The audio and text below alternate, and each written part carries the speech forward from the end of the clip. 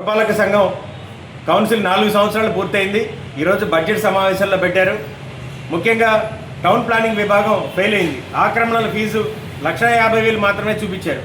అంటే జగ్గయ్యపేటలో అనధికార లేఅవుట్లు ఎన్ని వేశారో 100 ఎకరాల్లో సుమారుగా 200 ఎకరాలు అనధికార లేఅవుట్లు వేయడం జరిగింది.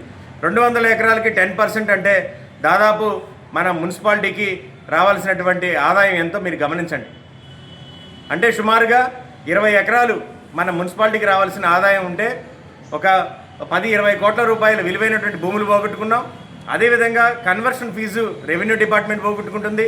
అదేవిధంగా పురపాలక సంఘంలో రెవెన్యూ ట్యాక్స్ తక్కువగా వస్తుంది, కలెక్ట్ అవుతుంది. వీటన్నిటికీ కారణం అక్రమ లేఅవుట్లు వేయటం. ఎన్నో కౌన్సిల్ సమావేశాల్లో అక్రమ లేఅవుట్ల మీద చర్యలు తీసుకోమన్నాం. సాక్షాత్తు మున్సిపల్ శాఖ మంత్రి నారాయణ గారు ఈ అక్రమ లేఅవుట్ల మీద చర్యలు తీసుకోమని మౌఖిక ఆదేశాలు జారీ చేసినా, పేపర్కి ఇచ్చినా కూడా జగ్గయ్యపేట పురపాలక సంఘం అధికారులు మాత్రం కౌన్సిలర్ కానీ, అదే కమిషనర్ కానీ, టౌన్ ప్లానింగ్ అధికారి కానీ, చైర్మన్ రాఘవేంద్ర గారు కానీ ఎటువంటి చర్యలు తీసుకోలేదు.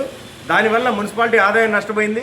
ముఖ్యంగా ఈ యొక్క పురపాలక సంఘం ఏదైతే ఉందో అక్రమంగా వేసినటువంటి లేఅవుట్ యజమానులకి మద్దతు ఇచ్చే పరిస్థితి ఉంది తప్ప నిజాయితీగా లేఅవుట్ వేసి కరెంటు, విద్యుత్ దీపాలు, వాటర్ లైను అవన్నీ కూడా సౌకర్యాలు కల్పించే లేఅవుట్లకి సరైనటువంటి ప్రాధాన్యత ఇవ్వకపోవడం దురదృష్టకరం. దీని మీద కూడా ప్రభుత్వం విచారణ చేసి ఇకనైనా ఈ సంవత్సరం రేపు 26 నవంబర్కి ఈ యొక్క పాలకవర్గం పూర్తవుతుంది. ఈ 10 నెలల్లో అయినా మున్సిపాలిటీకి ఆదాయం వచ్చేంగా నిర్ణయాలు తీసుకోవాలని, అక్రమ లేఅవుట్ల మీద చర్యలు తీసుకోవాలని మేము కోరుతా ఉన్నాం.